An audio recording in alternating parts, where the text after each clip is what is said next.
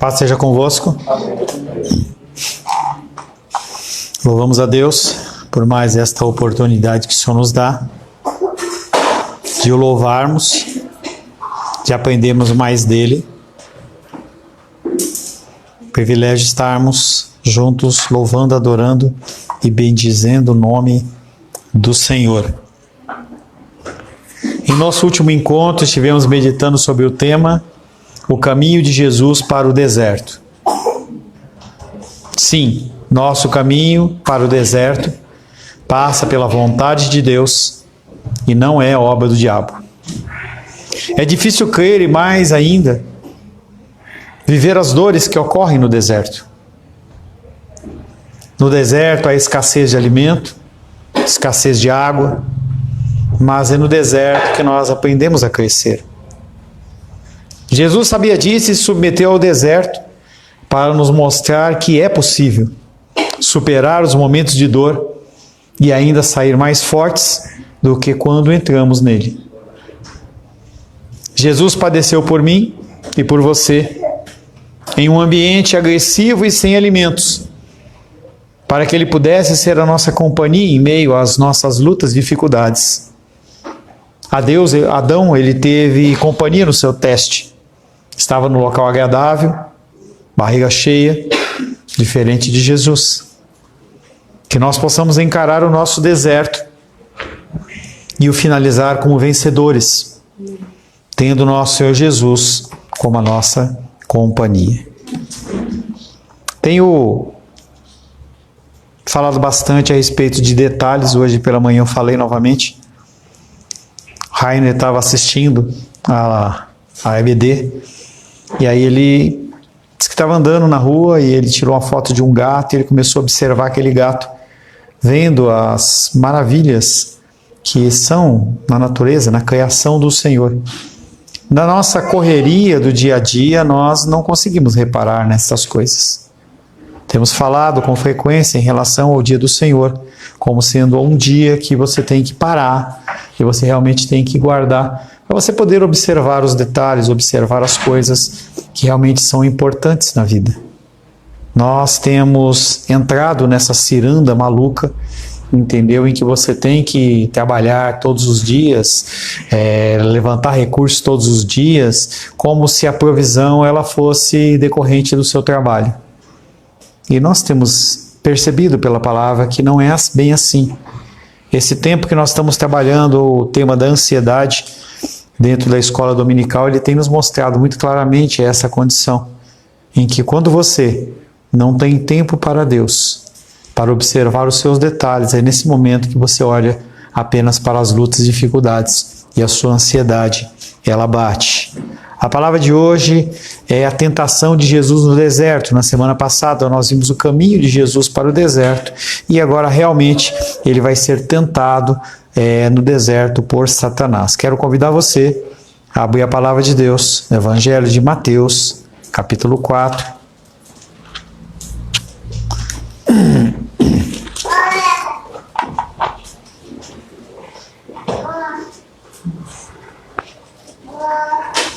Mateus capítulo 4, verso de 1 a 11. Evangelho de Mateus, capítulo 4, versos de 1 a 11. Assim diz a palavra de Deus. A seguir, foi Jesus levado pelo Espírito ao deserto para ser tentado pelo diabo. E depois de jejuar 40 dias e 40 noites, ele teve fome. Então o tentador, aproximando-se, lhe disse: se és o Filho de Deus, manda que estas pedras se transformem em pães. Jesus, porém, respondeu: está escrito, não só de pão viverá o homem, mas de toda a palavra que procede da boca de Deus. Então, o diabo o levou à cidade santa, colocou-o sob o pináculo do templo e lhe disse: se és filho de Deus, atira-te abaixo, porque está escrito, aos seus anjos ordenará a teu respeito que te guardem, e eles te susterão nas suas mãos, para não tropeçares em alguma pedra. Respondeu-lhe Jesus: também está escrito, não tentarás o Senhor teu Deus. Levou-o ainda o diabo a um monte muito alto, mostrou-lhe todos os reinos do mundo e a glória deles, e lhe disse: tudo isso te darei, se prostrado me adorares. Então Jesus lhe ordenou: retira-te, Satanás, porque está escrito: ao Senhor teu Deus adorarás, e só a ele darás culto. Com isto o deixou o diabo, e eis que vieram anjos e o serviram. Palavra do Senhor, amém? Senhor, te louvamos, te adoramos e bendizemos pela leitura da tua santa e bendita palavra. Pedimos que o teu Espírito Santo nos dê a capacitação de recebermos uma mensagem santa ao nosso coração. Peço, Pai querido, que o Senhor me habilite a ser um instrumento da tua vontade nesta noite. Oro em nome de Jesus. Amém. Podeis se assentar em nome de Jesus. Tentações, elas aparecem de diversas formas, de diversos modelos, diversas roupas, mas elas existem e elas fazem parte das nossas vidas todo o tempo. Você pode sucumbir ou você pode sucumbir ou você pode vencê-los. As tentações, elas não vão deixar porque você mudou de cidade, você casou com outra pessoa, você mudou de negócio, se você foi para outro país. Não, a tentação, ela continua nos assolando, porque o problema da tentação, ela habita aqui no meu coração e no seu coração. Hoje a Rô postou lá: aonde estiver o teu coração, é onde está o seu Deus. Por isso que nós temos falado de contínuo a questão de nós estarmos sempre dando a Deus o que é de Deus, ao homem o que é do homem.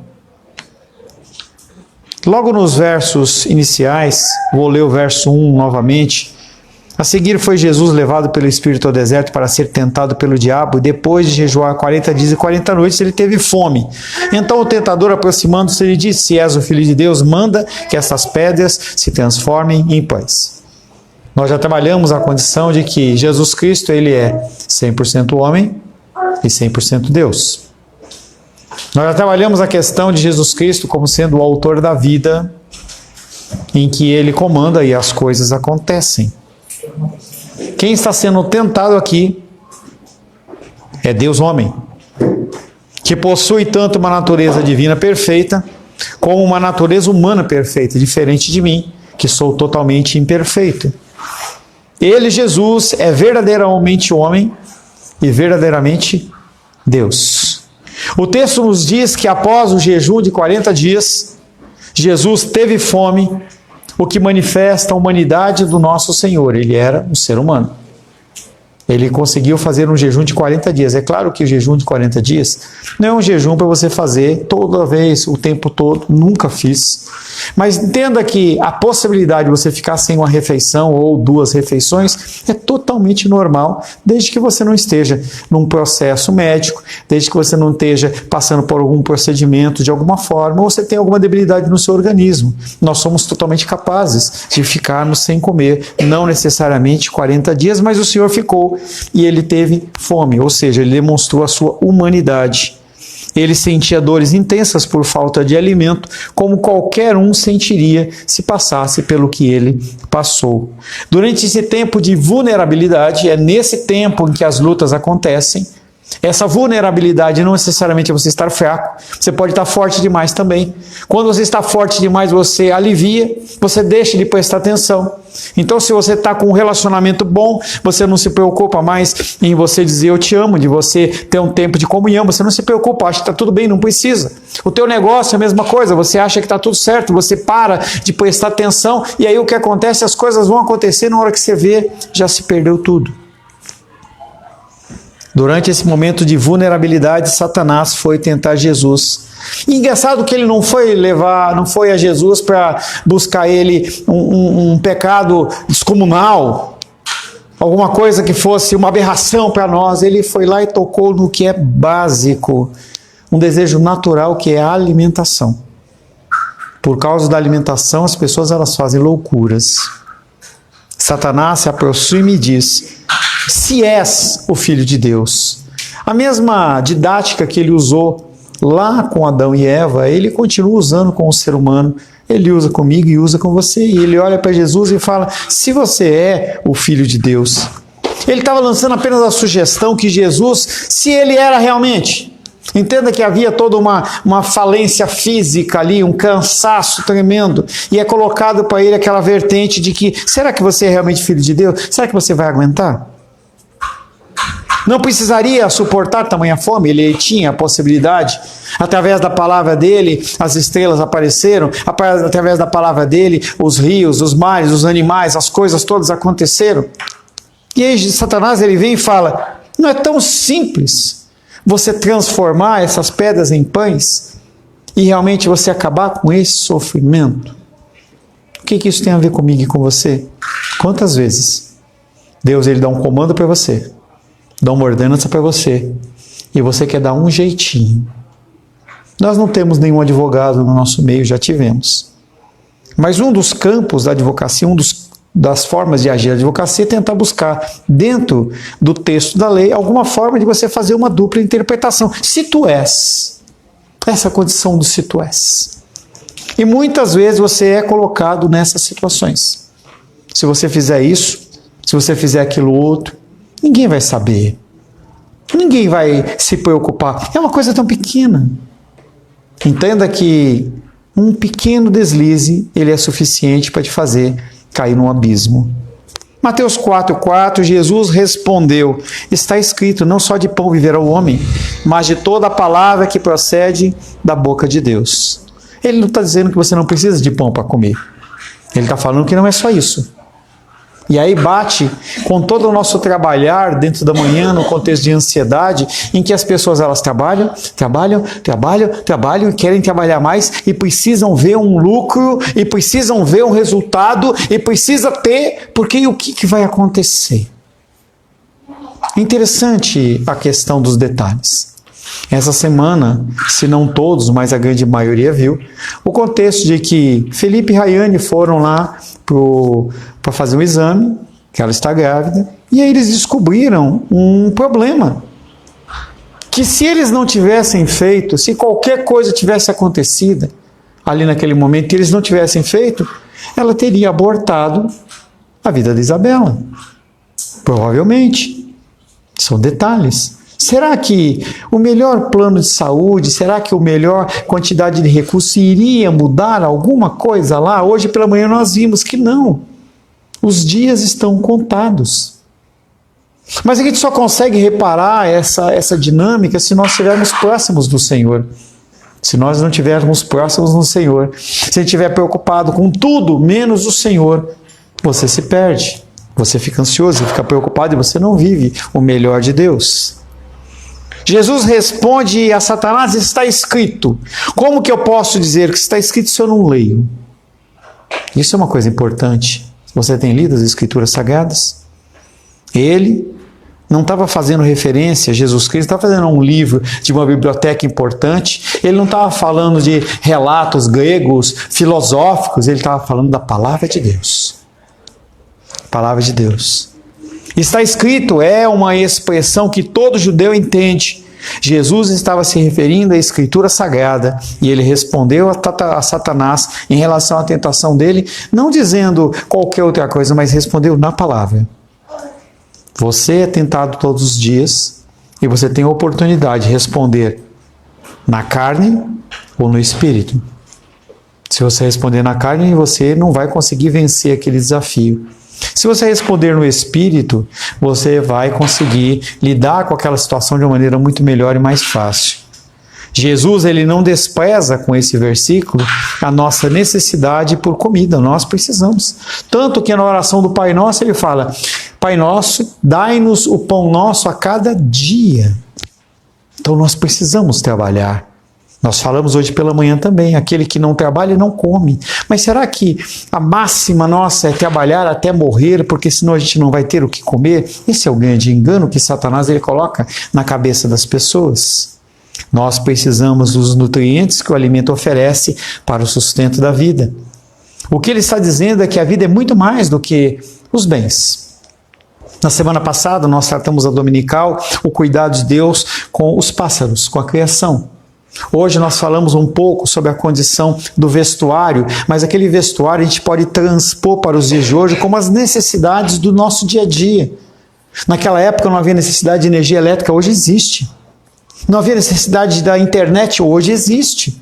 A menos que você more no campo ou no lugar realmente muito ermo, o que vai acontecer é que você precisa dessas coisas para você viver. Mas será que nós temos que correr atrás dessas coisas como os gentios o fazem? Não é que nós não temos que trabalhar, não é nada disso. Mas será que nós não estamos dedicando muito mais tempo às coisas que são temporais, às coisas que realmente não são, que podem se perder?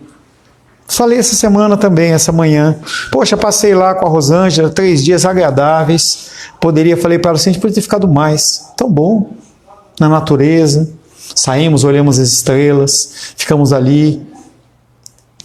Quanto a gente está deixando de aproveitar a nossa vida por causa dessa correria atrás das coisas vãs. As coisas que o próprio Deus diz que Ele vai nos conceder. Buscai o reino de Deus e a sua justiça. E todas estas coisas que realmente são necessárias vos serão acrescentadas. Nós não vivemos desta forma. E isso é algo que nos distancia imediatamente de Jesus. Tratamos a Bíblia como se fosse um buffet.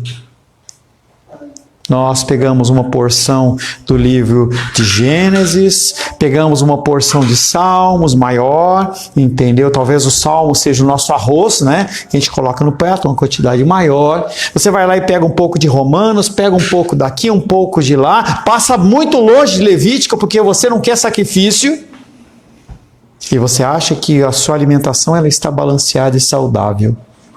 Não está. Não está. Séculos antes, Deus havia conduzido o seu povo à terra prometida e ordenado que ele expulsasse os cananeus da terra, a fim de que não houvesse contaminação dela pela mistura com pessoas e religiões pagãs. Contanto isso não ocorreu. E aí aquela palavra que vocês amam quando eu falo, toda ação tem consequências. Aqueles homens, aquelas mulheres, viveram o caos durante toda a vida. Alguns momentos um pouco de prosperidade, mas a maioria deles caiu no deserto, a maioria deles foi para o exílio, talvez não tenha voltado. Será que é isso que você está buscando na sua vida? O exílio? Você ser servo de Deus e você não seguir os mandamentos do Senhor, vai incorrer para você em graves problemas. São as nossas consequências. Quando a Escritura nos parece difícil, basta nós intensificarmos a nossa atenção, iremos compreender que ela é a palavra de Deus. Quando você estiver vivendo um revés, mesmo que você esteja vivendo aparentemente dentro dos padrões de Deus, busque na palavra que você vai ver a direção que o Senhor está dizendo. Se é algo realmente que você tem que passar para o seu crescimento, ou se realmente você está fora do prumo e você tem que se corrigir e se acertar em alguma coisa. A palavra de Deus em Juízes não é mais importante ou mais verdadeira do que no livro de Romanos. A comida de Jesus era fazer a vontade do Pai.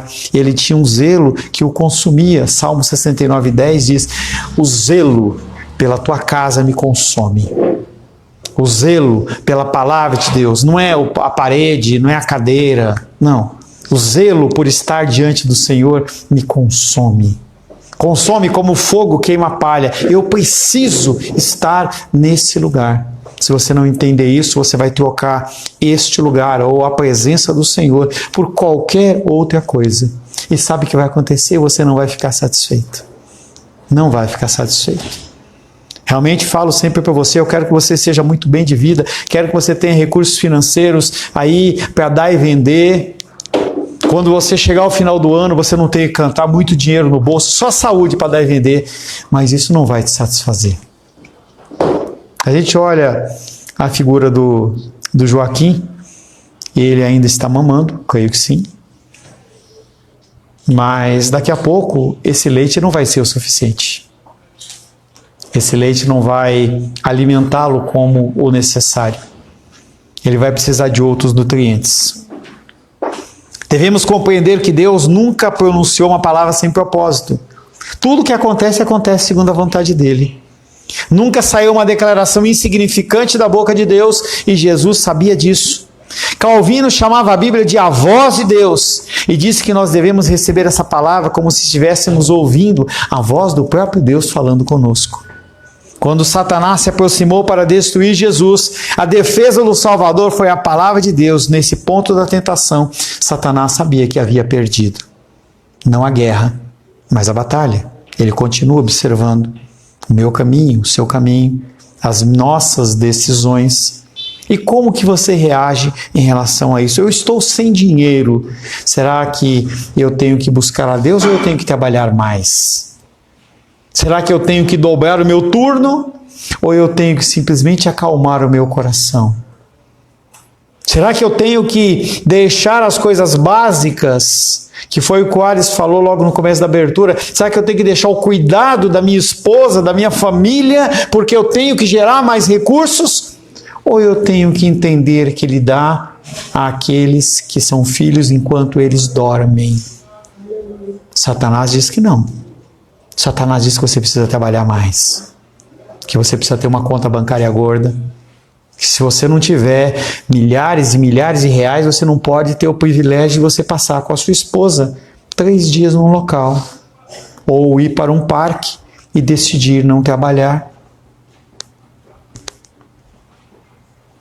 Jesus podia até ter autoridade, e tinha, para transformar pedras em pães, mas ele estava comprometido a jejuar em obediência à vontade do Pai. A palavra do Pai era mais importante do que a provisão financeira. Toda vez que você estiver diante de algo, pese. Será que Deus está mais preocupado com sacrifícios de sangue e bodes ou que eu seja obediente? Será que a palavra ela é realmente verdadeira? Falávamos hoje pela manhã em relação à ansiedade. Quando você declara que Deus Ele não é suficiente para você, o teu coração ele começa a ficar angustiado e ansioso, e você tenta se apegar e se apoiar em alguma outra coisa. Mateus capítulo 4, versos 5, 6 e 7. Então o diabo levou a cidade santa, ele não desiste na primeira tentativa, colocou-o sob o pináculo do templo, lugar mais alto, e lhe disse: se és o Filho de Deus, atira-te daqui para baixo, porque está escrito: aos seus anjos ordenará o seu respeito, a que te guardem, e eles se sustentarão nas suas mãos para não tropeçares em alguma pedra. Respondeu-lhe Jesus: também está escrito: não tentarás o Senhor teu Deus. Visto que Jesus havia citado a palavra de Deus, Satanás decidiu fazer o mesmo. Ele usa estratégias diferentes para tentar nos enrolar. E ele pergunta para Jesus: essa não é a palavra de Deus, Jesus? Não, a Bíblia não está dizendo que se você tropeçar, se você cair, os anjos não vão te proteger? Pula e vamos ver se eles vão te segurar realmente. Vamos ver se essa palavra ela é verdadeira. Ô, gente, como isso acontece com a gente? Você coloca à prova a palavra de Deus. Será que realmente Deus falou isso? Será que aquilo que ele está dizendo é verdade ou não é verdade? Jesus responde novamente com a palavra: está escrito: não tentarás o Senhor teu Deus. A aplicação deve estar relacionada com as leis que regem a interpretação da Escritura. As pessoas dizem que a Bíblia é a palavra de Deus, mas a distorcem. Eu distorço e você distorce. Quando você ouve a palavra e você aplica como você quer, você está distorcendo a palavra de Deus. A palavra de Deus ela tem que ser entendida não como você acha que tem que ser, mas como ela se aplica, como ela se ela mesma se atesta. A própria palavra, ela atesta dela mesma. Não há como você querer que outra coisa ateste a palavra. Não, a palavra ela se atesta por ela mesma. Quando você tiver em algum dilema, coloque na presença do Senhor. Se a dúvida estiver no seu coração, é porque você está errado. Continue lendo, continue buscando. Se você está com dúvida num texto de Isaías, busque a resposta em Isaías. Se você está procurando uma resposta em João, busque em João. O primeiro princípio de interpretação é chamado de analogia da fé, que significa que a Escritura é a sua própria intérprete. Em outras palavras, nós devemos interpretar a Escritura com a própria Escritura. Você nunca vai ver um texto de Juízes contradizendo Efésios. O erro está na sua interpretação. Se colocarmos uma porção da Escritura contra a outra, violamos o princípio mais fundamental da interpretação bíblica, que é exatamente o que Satanás quis fazer. Jesus disse a Satanás que se ele pulasse do templo para provar que a Escritura é verdadeira, ele violaria a própria Escritura. Então ele não iria fazer aquilo. Jesus sabia quem era. Você sabe quem você é? Nós cantamos que nós somos filhos de Deus, mas você tem essa plena convicção? Ele, Jesus, não precisava saltar de uma grande altura para saber que os anjos tinham recebido ordem a seu respeito, pois sabia que os anjos o estavam protegendo. E por que você toma tantas decisões, sabendo que estão erradas, como se você quisesse tentar a Deus? Mateus 4, de 8 e 9 diz: levou ainda o diabo a um monte muito alto, talvez o Monte Everest. Mostrou-lhe todos os reinos do mundo e a glória deles, e lhe disse: tudo isso te darei, se prostrado me adorares. Adolf Hitler, cristão praticante. Ele disse aos seus partidários: podemos mentir para o povo agora, porque depois que nós alcançarmos a vitória, ninguém vai se lembrar de nada. Às vezes a gente acha que Jesus, ou que o próprio Deus, ele vai relevar isso que nós fizemos. Nós esquecemos, em especial, das coisas que o próprio Deus faz conosco. Esse mesmo Hitler, ele disse: hoje eu fiz um pacto com Satanás em troca de todos os reinos do mundo e de toda a sua glória. Você já se considerou alguma vez qual seria o seu ponto de vulnerabilidade caso Satanás decida testá-lo, você? Será que você já pensou nisso? O que ele colocaria na sua frente? Glória, reinos, riqueza, poder. Ele ofereceu todas essas coisas para Jesus e pediu uma coisa só: adoração. Adoração não tem a ver com imagem e escultura. A adoração tem a ver com como você usa o seu tempo, que é o nosso bem mais precioso. Como você usa o seu tempo? Vai estar dizendo, novamente o versículo a Rosângela postou: aonde você demanda mais energia, é onde está o seu Deus.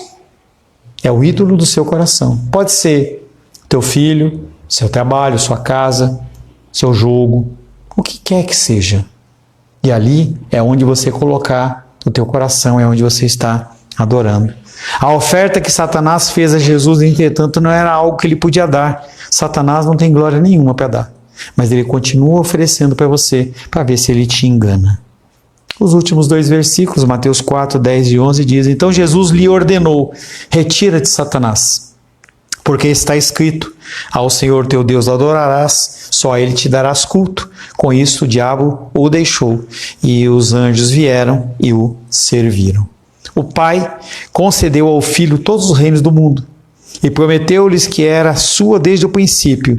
Jesus não precisava obter essas coisas de Satanás, ele precisava apenas ser obediente. O que estava em jogo ali era o custo para obtê-las.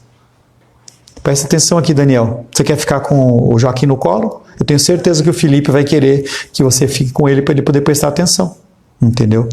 O que eu estou falando hoje, daqui a 5, 10 anos você vai ver como isso poderia ter sido importante na sua vida enquanto você está dando risada, em vez de estar prestando atenção aqui no que eu estou falando. Mas é uma decisão sua e vai haver consequências.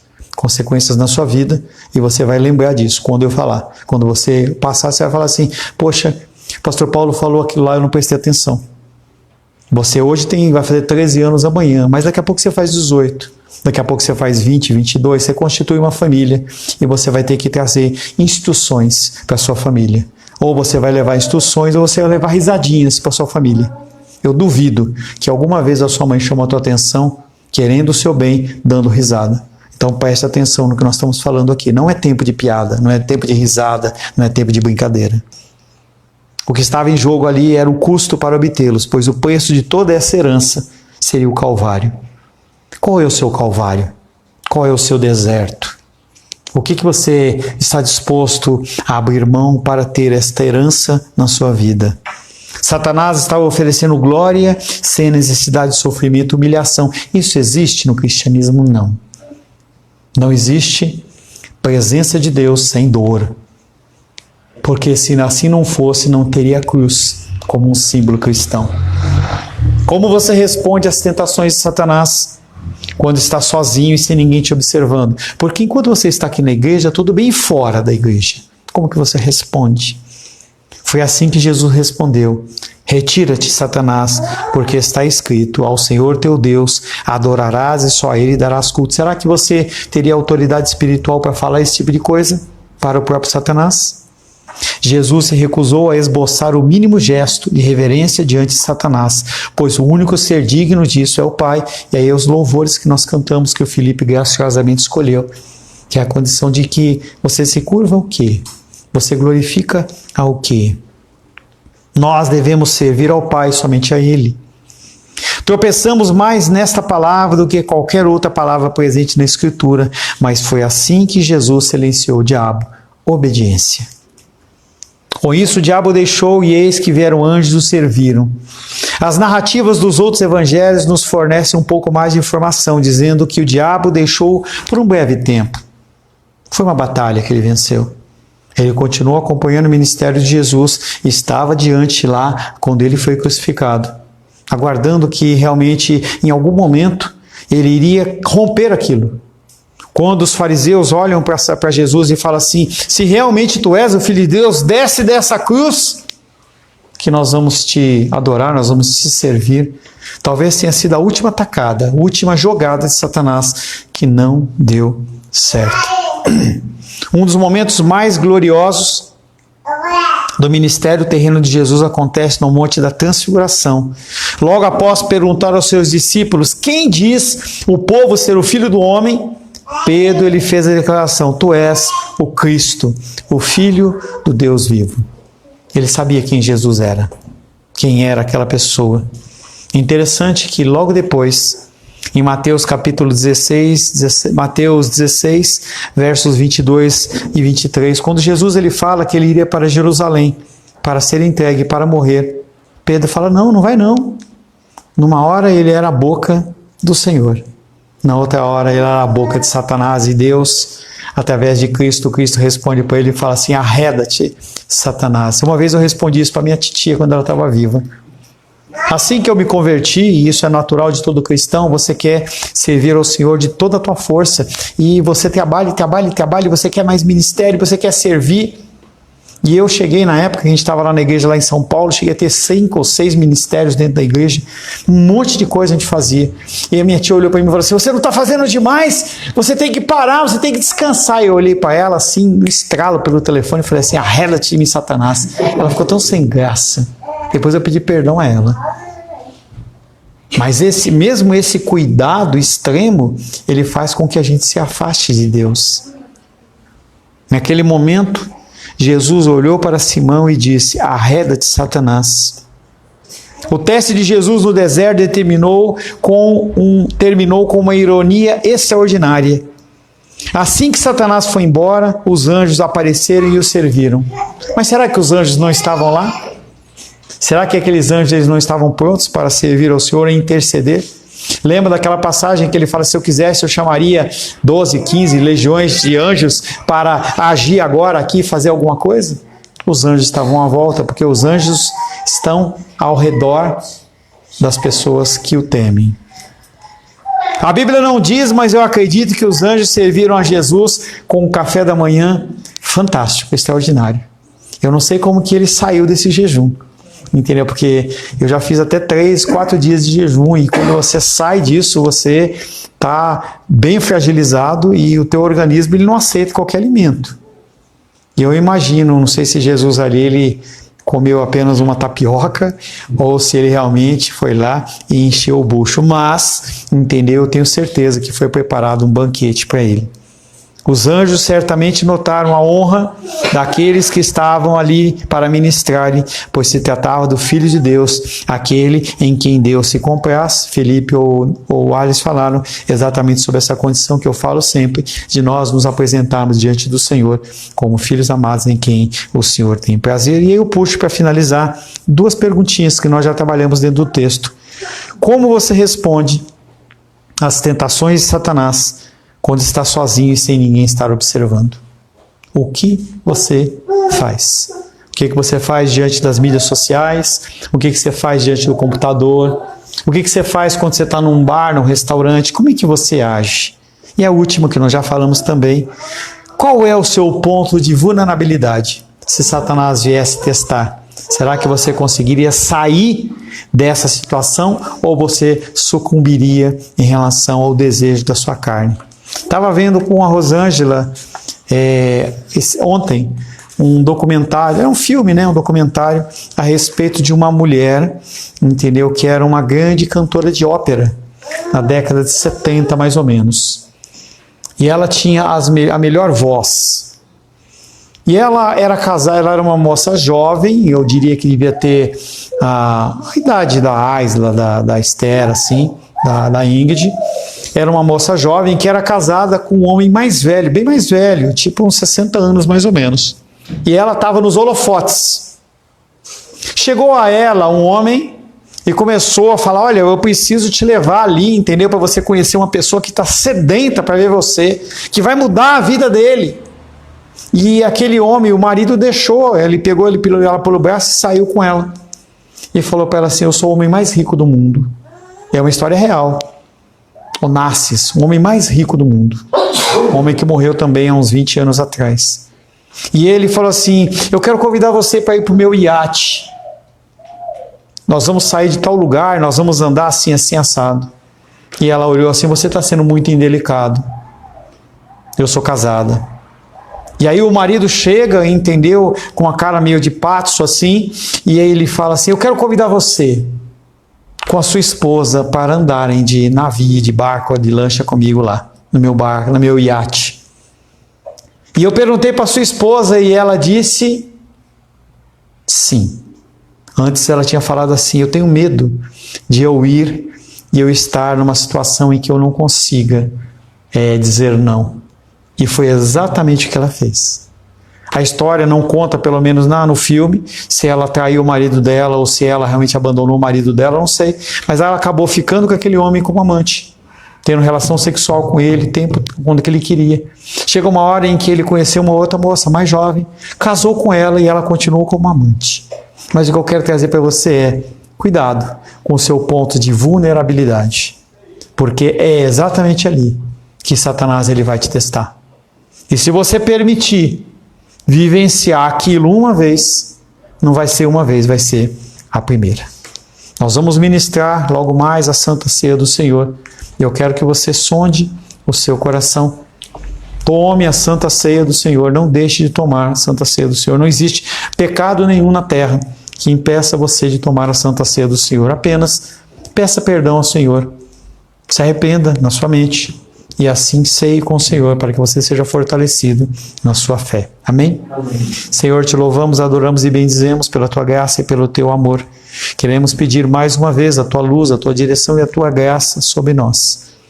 Que a tua palavra, Pai querido, possa ser cada vez mais fiel nas nossas vidas, não porque ela não seja, mas porque nós muitas vezes passamos por cima como se ela não assim o fosse. Pedimos, Pai querido, que nas tentações que nós tivermos nos nossos desertos, nós possamos, Pai querido, como Satanás, Pai querido, com Satanás sermos firmes e agirmos como Jesus, respondendo sempre através da palavra. E no final possamos dizer a Ele: retira-te, e nós possamos ser recebidos no Teu reino com honra, glória e louvor. Oramos em nome de Jesus. Amém. Graças ao nosso bom, querido e amado Deus.